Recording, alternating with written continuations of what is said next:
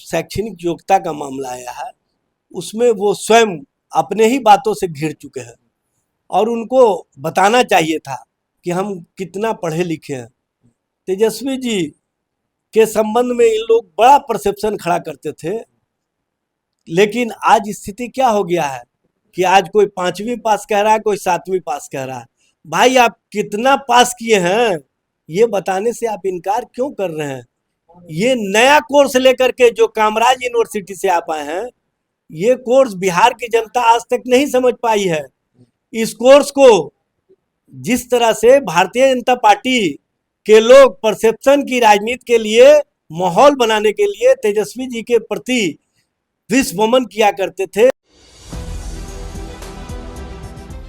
नमस्कार, आप देख रहे हैं 4 PM और मैं हूं अभिषेक मिश्रा। देखिए, बिहार के मुख्यमंत्री नीतीश कुमार की शारीरिक और मानसिक सेहत पर लगातार विपक्षी पार्टियों के नेता सवाल उठा रहे हैं।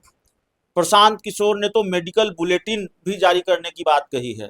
आज तेजस्वी यादव ने नीतीश कुमार का एक वीडियो अपने सोशल मीडिया हैंडल से पोस्ट किया है और नीतीश कुमार को लेकर उन्होंने ये सवाल उठाए हैं कि क्या इस वीडियो को देखकर ये कहा जा सकता है कि नीतीश कुमार मानसिक रूप से स्वस्थ है। और यही नहीं, तेजस्वी यादव ने बहुत गंभीर आरोप भी लगाए हैं या ये एक बहुत बड़ा दावा भी किया है कि बीजेपी के इशारे पर नीतीश कुमार के साथ साजिश रची जा रही है भूंजा पार्टी के लोगों के द्वारा। ये तेजस्वी यादव का शब्द है, हमारा नहीं है। तेजस्वी यादव के कहने का जो लब्बो-लुआब है, जो मतलब है, वो ये है कि बीजेपी के इशारे पर नीतीश कुमार के करीबी लोग नीतीश कुमार के साथ साजिश कर रहे हैं, उनके खाद्य पदार्थ में कुछ मिला रहे हैं। हमारे साथ आरजेडी के प्रवक्ता एजाज अहमद साहब हैं। भाई, ऐसा क्या आपत्तिजनक लगा उस वीडियो में तेजस्वी यादव को? हाथी तो जोड़ रहे हैं, फिर तेजस्वी यादव कह रहे हैं कि भाई कहीं से भी ठीक नहीं लग रहे हैं, मानसिक स्थिति ठीक लगती है क्या?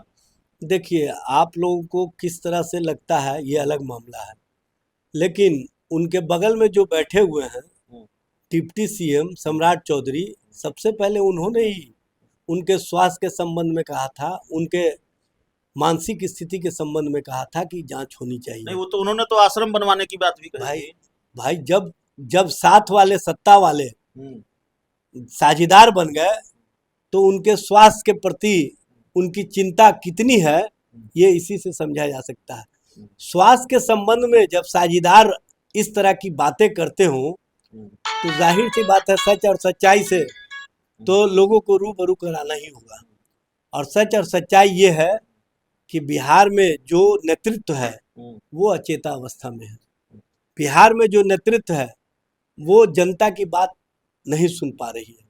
बिहार में आप देख रहे हैं जो भी कार्यक्रम होता है उसमें माननीय मुख्यमंत्री जी स्वयं किस स्थिति परिस्थितियों के साथ अपने आप को प्रस्तुत करते हैं और उनकी प्रस्तुतिकरण ही स्पष्ट करता है कि किस तरह की राजनीति की जा रही है।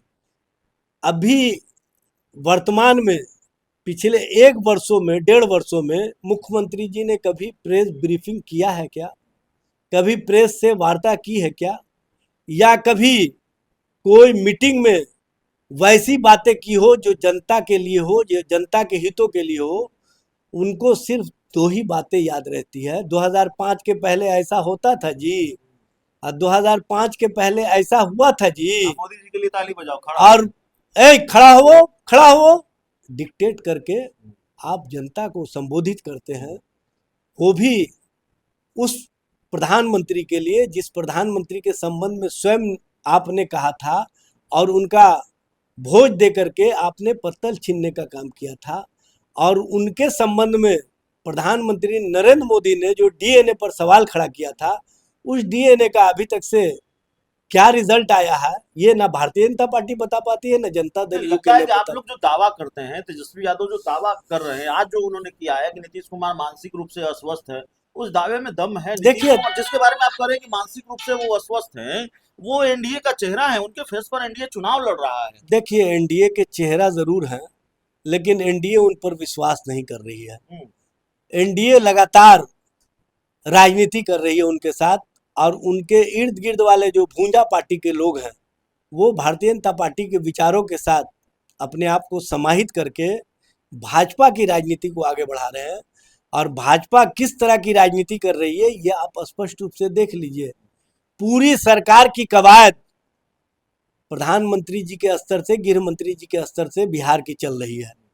बिहार में आप जो महिला रोजगार योजना जो मुख्यमंत्री के नाम से है, उसका आप जो योजना की राशि है वो निर्गत किसके हाथों से करवाते हैं? प्रधानमंत्री जी के हाथों से, जिसने एक पैसा का भी योगदान केंद्र सरकार के स्तर से नहीं दिया, वो बिहार में वाहवाही लूटते हो। जो गुजरात में सारी योजनाएं ले जाते हो और बिहार से सिर्फ वोट हासिल करते हो, बिहार में कोई योजना बिहार के लिए, बिहार के लोगों के लिए नहीं देते हो, वैसे लोग वाहवाही लूटने का काम कर रहे हैं। तो इसी से समझ लीजिए कि बिहार में नेतृत्व अचेता अवस्था में है कि नहीं। क्या मुख्यमंत्री जी अगर स्वयं इस स्थिति में होते तो ऐसा करने देते क्या? और ऐसा होता क्या जैसा कि हो रहा है? तो इसी से समझ लीजिए कि राजनीति कहाँ पहुँच गई है। और राजनीति की कवायद जो नीतीश कुमार जी के माध्यम से भारतीय जनता पार्टी कर रही है, वो कहीं ना कहीं अपनी राजनीति को मजबूत करने के लिए कर रही है। लेकिन चाहे जितना भी प्रयास कर ले, चाहे जितनी भी कोशिश कर ले, बिहार की जनता सकारात्मक दृष्टि, सकारात्मक सोच वाले तेजस्वी जी के साथ है और तेजस्वी जी के नेतृत्व पर बिहार की जनता विश्वास करती है। तेजस्वी यादव भूंजा पार्टी लिखते हैं, भूंजा पार्टी का मतलब क्या है? कौन लोग हैं भूंजा पार्टी? देखिए, ये तो उनके किचन कैबिनेट के लोगों ने बार बार बताया है कि भूंजा पार्टी के कौन कौन लोग हैं, और ये जनता दल यू के लोगों ने ही स्पष्ट किया है कि भूंजा पार्टी या डीके बॉस ये सरकार चला रहे हैं और भारतीय जनता पार्टी सभी मामलों में केंद्र के स्तर से डिक्टेट करती है, उसी स्तर से सरकार चल रही है। आखिरी सवाल है, सम्राट चौधरी की शैक्षणिक योग्यता पर सवाल है, उन पर और भी कई आरोप हैं, बिहार सरकार के दूसरे मंत्रियों पर आरोप है, अशोक चौधरी पर आरोप हैं। देखिए, जो शैक्षणिक योग्यता का मामला आया है उसमें वो स्वयं अपने ही बातों से घिर चुके हैं और उनको बताना चाहिए था कि हम कितना पढ़े लिखे हैं। तेजस्वी जी के संबंध में इन लोग बड़ा परसेप्शन खड़ा करते थे, लेकिन आज स्थिति क्या हो गया है कि आज कोई 5वीं पास कह रहा है, कोई 7वीं पास कह रहा है। भाई, आप कितना पास किए हैं ये बताने से आप इनकार क्यों कर रहे हैं? ये नया कोर्स लेकर के जो कामराज यूनिवर्सिटी से आप आए हैं, ये कोर्स बिहार की जनता आज तक नहीं समझ पाई है।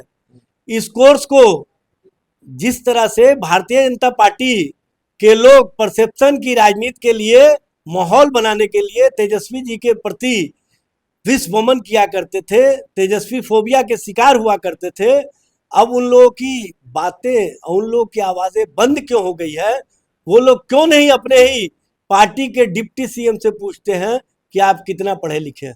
चलिए, हमारे साथ एजाज अहमद साहब थे। इस पूरी रिपोर्ट में इतना ही। बहुत बहुत धन्यवाद।